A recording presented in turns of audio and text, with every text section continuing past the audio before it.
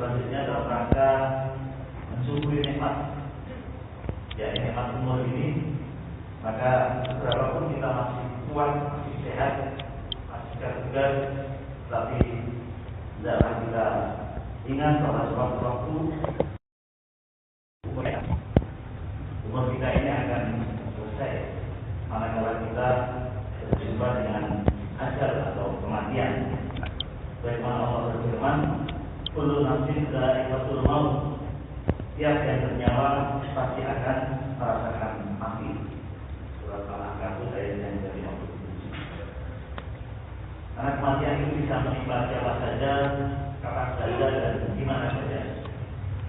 Kematian tidak harus menunggu tua, tidak juga harus melalui sakit, juga tidak harus menunggu orang tuanya dulu yang meninggal dan sebagainya. Tapi jika Allah menghendaki, maka kematian tidak bisa dimajukan atau mundurkan. Jangan berbahagia. Imam Al-Ghazali bertanya kepada para muridnya dengan pertanyaan, apakah yang paling jauh dan apakah yang paling dekat? Jawab muridnya, yang paling jauh adalah bintang-bintang di langit, juga bulan dan lain-lain. Tapi kata Imam Ghazali, yang paling jauh adalah masa lalu dan masa depan. Kemudian, apakah yang paling dekat? Kata murid-murid beliau, yang paling dekat adalah guru, orang tua, keluarga. Dan jawab Ghazali bahwa yang paling dekat adalah kematian, karena kematian itu bisa menghampiri. Jangan berbahagia. Lalu apakah hikmah bermanfaat manakala kita ini banyak mengingat kepada kematian? Tentu banyak, bukan tidak hal yang disampaikan secara singkat. Yang pertama adalah bahwa dengan banyak mengingat mati, tentu kita akan menjadi orang yang lebih semangat lagi untuk beribadah kepada Allah dan juga lebih semangat lagi untuk beramal soleh. Karena apa? Karena jika kita menerka-nerka, siapa tahu sebentar lagi kita akan mati. Mungkin tahun ini, atau mungkin bulan ini, atau mungkin minggu ini, atau mungkin hari esok. Kita tidak tahu.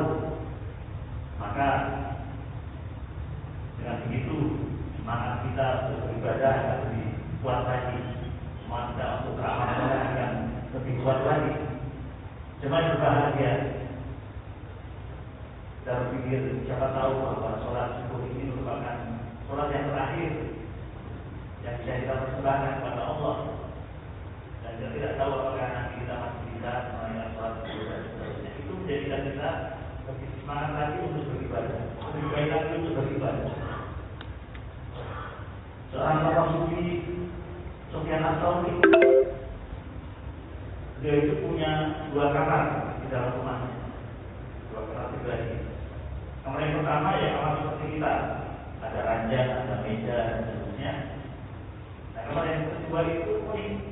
Kamar yang kedua itu ada tiang tidurnya, di mana yang tidur itu bisa ditutup, dan kalau ada orang di dalamnya maka akan gelap gulita karena tidak ada cahaya yang bisa masuk ke dalamnya.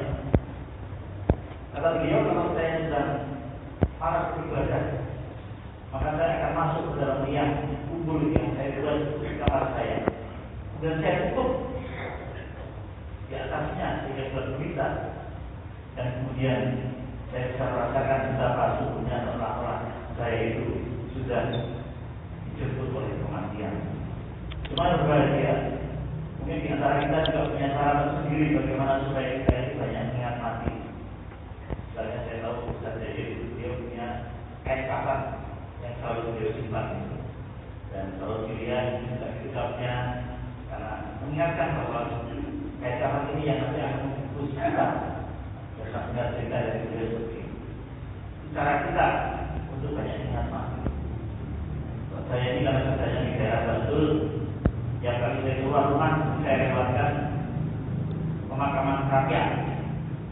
Supaya saya selalu ingat mati. Kalau saya lewatkan itu, mas rakyat. Kemudian juga pulangnya saya lewatkan sana, supaya saya ingat mati. Kalau perlu malam hari itu saya lewatkan di tengah makam itu yang gelap gulita itu, supaya ingat mati. Dengan begitu kita akan introspeksi betapa kita ini pasti akan mengalami mati. Supaya berbahagia. Kemudian kedua, dengan banyak mengingat mati itu kita akan waspada bahwa kita tidak akan tertipu dan jangan sampai tertipu oleh segala gemerlapnya dunia. Dalam Al-Quran surat Al-Hadid ayat yang 20 Allah berfirman, "Wa mal hayatud dunya illa mata'ul ghurur." Dan kehidupan dunia itu tiada lain hanya kesenangan yang menipu. Di dalam satu ayat, di ayat ini Allah juga menyatakan, "Ilamu annamal hayatud dunya la'ibun wa lahwun wa zinatun wa tafakhurun bainakum wa takatssurun fil amwali wal aulad." Ketahuilah, sesungguhnya kehidupan dunia ini hanyalah permainan, senda gurau, sesuatu yang melalaikan, juga perhiasan dan berbekas-bekas di antara kalian, serta berbangga-bangga tentang banyaknya harta dan anak. Jemaah berbahagia. Orang yang tertipu dengan kehidupan dunia adalah orang yang selalu menganggap bahwa dunia ini adalah segala-galanya, sehingga dia habiskan waktu, pikirannya, hartanya untuk kesenangan di dunia. Padahal kata Nabi, tidaklah dunia ini jika dibandingkan dengan akhirat, melainkan seperti seorang di antara kamu yang mencelupkan jari tangannya ke lautan, lalu benar dia perhatikan apa yang ada pada jari tangan. Jadi sebagai Imam Muslim, maksudnya adalah bahwa dunia itu seperti hanya air yang tersisa di jarinya, lalu saja kita celupkan di lautan. Sedangkan akhirat adalah lautan yang luas dan dalam. Jadi kenikmatannya dunia ini seperti air yang tersisa di jari, dan kenikmatan akhirat adalah lautan yang terbentang luas dan dalam ini. Demikian juga lamanya, demikian juga keindahannya dan seterusnya. Tidak sebanding antara dunia dan akhirat. Jangan yang berbahagia. Imam Abu Dhabi juga pernah bercerita, ada serombongan orang yang naik kapal untuk berpergian ke pulau impian, ini pulau wisata. Dan dalam perjalanan kapal itu singgah di sebuah pulau yang kecil. Pada saat para penumpang turun, saudara atau pimpinan rombongan itu mengingatkan kepada mereka semua, ini kita waktu-waktu akan sudah berangkat lagi menuju tujuan kita, yakni pulau impian. Jadi janganlah bapak-bapak itu semuanya untuk pergi jauh-jauh, karena sewaktu-waktu kita akan berangkat. Semua berbahagia, ini namanya penumpang, namanya orang pertama ya. Ada saja yang kemudian tergoda untuk tertarik melihat, merasakan pulau yang kecil. Dan ternyata memang ada beberapa orang yang kemudian masuk ke dalam, melihat pemandangan yang indah, dan kemudian dia tersesat, tidak bisa pulang, tidak bisa kembali kepada rombongan, sehingga ketika kapal itu harus berangkat, dia akhirnya tertinggal di situ, dan jadilah orang yang tidak bisa melihat keindahan pulau impian, dan akhirnya justru binasa. Dan itu adalah gambaran orang yang tertipu dengan kehidupan dunia. Dan menganggap bahwa dunia ini segala-galanya. Dunia adalah kenikmatan yang segala-galanya. Padahal sesungguhnya akhirat itulah yang akan kita tuju. Jemaah yang berbahagia. Kemudian yang ketiga, yang terakhir adalah dengan banyak mengingat mati itu menjadikan kehidupan kita ini fokus kepada akhirat. Fokus kepada akhirat. Jemaah yang berbahagia. Maka Nabi bersabda, jadilah engkau di dunia ini seakan-akan sebagai orang asing atau seorang musafir. Artinya bahwa dengan menjadi orang asing, orang yang berada di perantauan, maka tentu dirinya akan selalu berpikir tentang daerah kelahirannya, tanah kelahirannya. Seorang misalnya dari daerah Gunung Kidul atau daerah Jogja, perantau bekerja Jakarta, itu dia selalu berpikir untuk kembali ke daerah asalnya, baik itu ketika mudik lebaran maupun nanti di saat tuanya. Bahkan uang yang dia kumpulkan lalu dia berpikir untuk nanti dibangun di rumahnya di tempat daerah asal. Dia tidak perlu membangun di Jakarta rumah-rumah karena begitu mahal.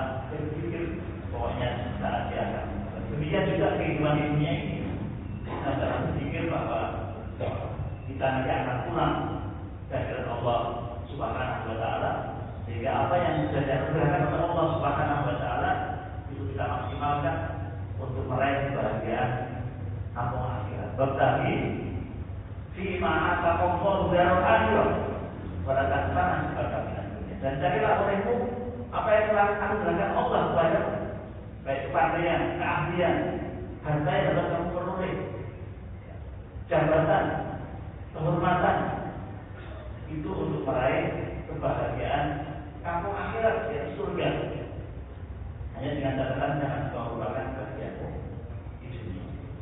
Demi berbahagia, mudah-mudahan dengan demikian maka kita akan selalu terjaga kehidupan kita dengan banyak mengingat mati. Mudah-mudahan Allah Subhanahu wa Ta'ala selalu memberi kepada kita tuntunan untuk senantiasa beramal soleh, sehingga akhirnya mudah-mudahan ketika kita dipanggil oleh Allah, Allah mengaruniai kepada kita husnul khatimah. Amin. Demikian yang dapat saya sampaikan. Mudah-mudahan ada manfaatnya. Mari kita akhiri dengan membaca surat Al-Asr. Bismillahirrahmanirrahim. Wal-'asri innal insana lafi khusr illa alladziina aamanu wa 'amilus shalihaati wa tawassaw bil haqqi wa tawassaw bis sabr. Alhamdulillahirabbil alamin.